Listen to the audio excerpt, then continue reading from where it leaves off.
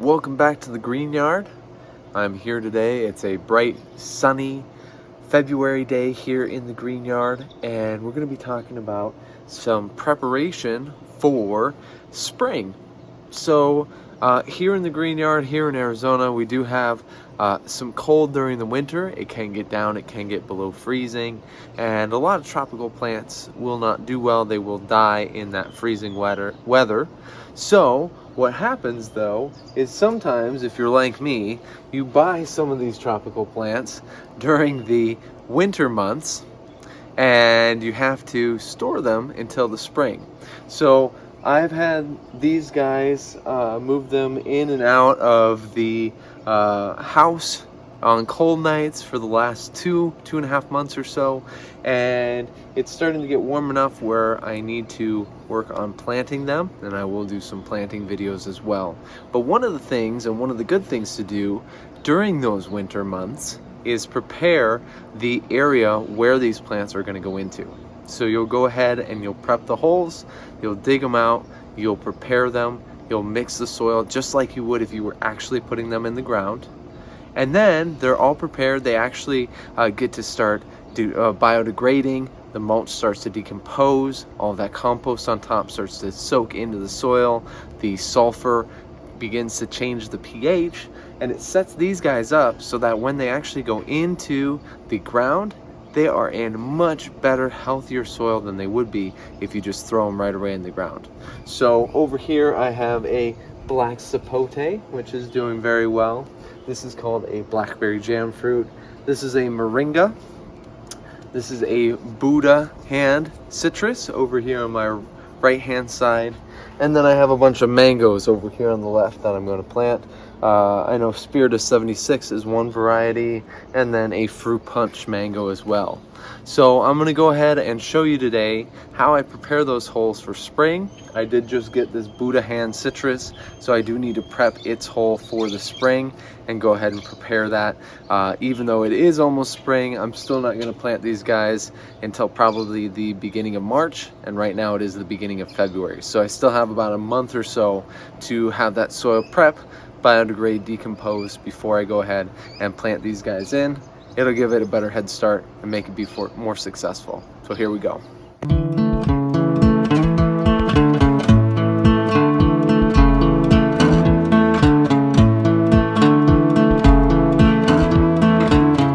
Alright, so we're over here in the patio part of the Green Yard. I have prepped a few holes already. I'm going to show you those first. So if you remember, we planted this hibiscus over here. This is where the monkey pot is located, which is over there. Also have another hibiscus behind us here. And this kind of pathway, this side of the house over here, is a perfect prime location to grow some tropical plants. It does get that afternoon shade. It's about 2 o'clock in the afternoon right now. You can see most of that path is going to be shaded there. So what I've done is I'm going to plant my mango trees, my blackberry jam fruit tree, which apparently can do somewhat well in the Arizona sun, and I'm also going to plant my black sapote tree over here as well. I haven't dug that hole yet, but I will be doing that shortly.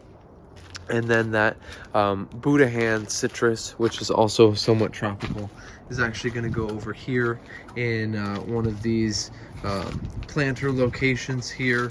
We have this hibiscus that we planted about 7 months ago, which is getting huge. It's a taller variety of hibiscus. And then we also have this date palm that was moved from its previous location over here by the hibiscus to its new location in that planter. It seems to be doing okay. We'll see if it ends up making it or not there. But that Buddha hand citrus is going to end up going right here in this location. So you can see that the hole has already been dug. So I have already dug that hole. Now I'm going to prep it with some soil, some different soil types. Go ahead and mix that soil together like I have in previous tropical fruit tree plantings, and then of course put that layer of mulch, sulfur, and a little bit of compost on top as well. So let's go ahead though first and let's venture over here and I'll show you what the completed product will look like. So over here we have a couple different spots that have already been done. This is going to be one of them. This is where the blackberry jam fruit is going to go. So I dug my hole, I mixed it together, put that layer of mulch, compost, and sulfur on top, and it has been getting a bunch of rain, a bunch of water, starting to biodegrade there. Same with this location. This is where one of the mango trees is going to go, as well as over here behind the dragon fruit that we have. This is going to be and has already been prepared for one of the other locations of those fruit trees. This is actually the oldest one.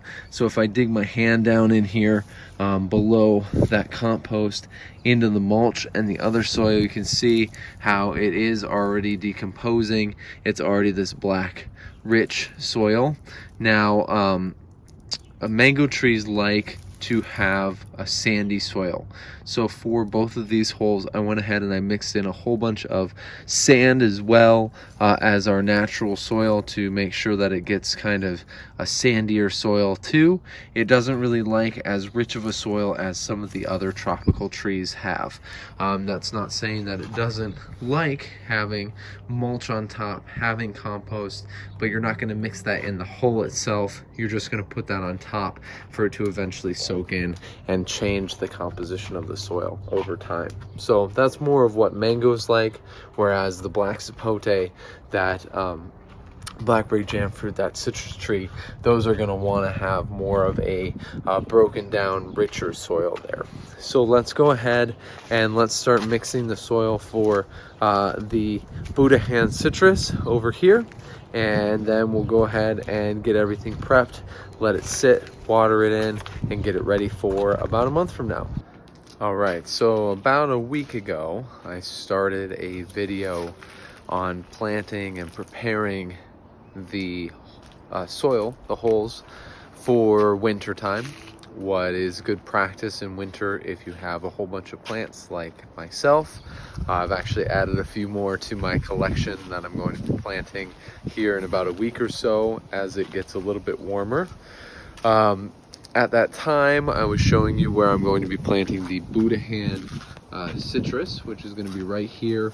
It's over here in this patio portion of the yard where we do have our hibiscus, and we do have a couple palm trees as well over here.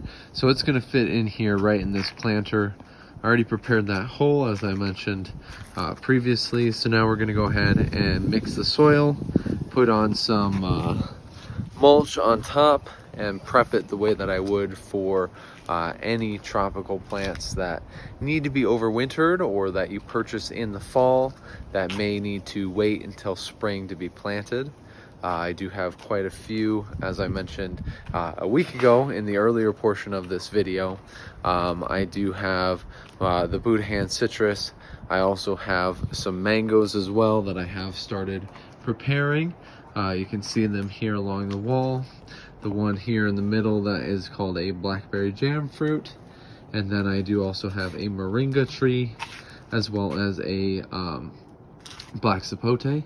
And this one here I just purchased. This is actually a Mexican lime tree, Mexican key lime tree, that will be going in the ground here as well in about a week or so once we warm up just a little bit more there. So let's go ahead and prep that soil, get everything going, so that way we can plant it in around a week or so.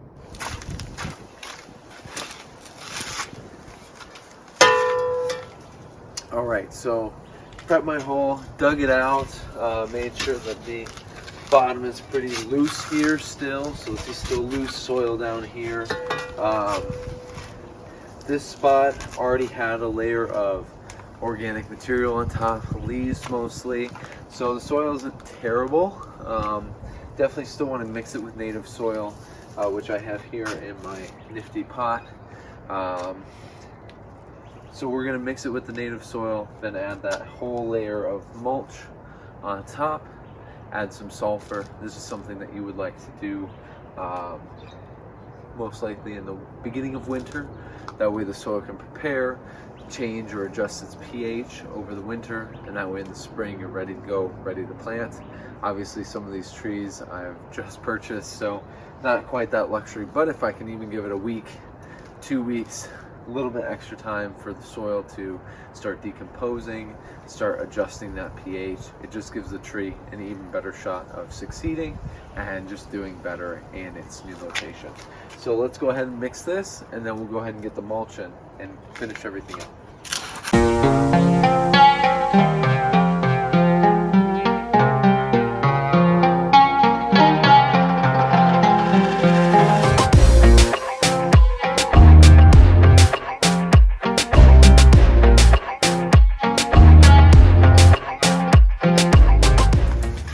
So one of the kind of important things to keep in mind when you are prepping that hole for the spring is that you do want to fill it up completely to ground level.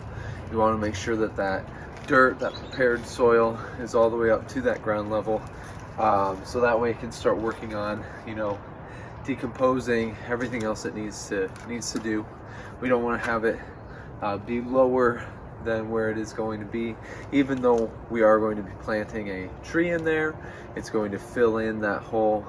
It's just a better idea to have that healthy dirt, that pH balanced dirt, or that pH acidic dirt that you need for most tropical trees, working its way through over the winter.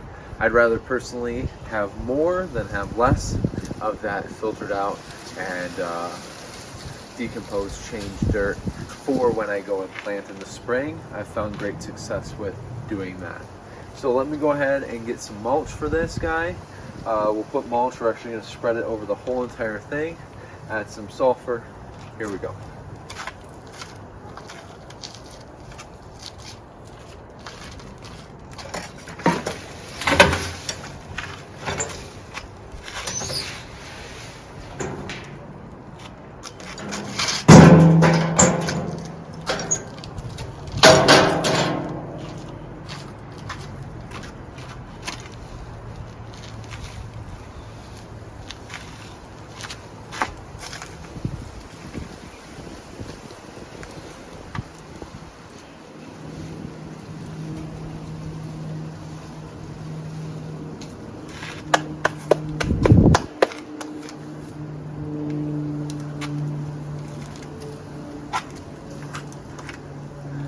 All right, so mulch is in.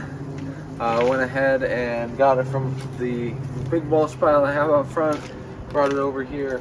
Now, you might be wondering why I'm wearing a respirator. So this mulch pile in particular has gotten really moldy. It's really started to decompose while it's been sitting out there in the front yard. We've had a lot of rain lately. I would recommend to everyone to at least wear a mask, if not a respirator, when handling mulch. The mulch dust is not healthy for you. It can cause some severe issues, respiratory issues. So definitely recommend, if you are handling mulch, at least have a mask, wear a respirator if you can, or try your best to stay away from the dust that comes off of it. I know you saw when I dumped that in, this whole plume of mold and dust went off.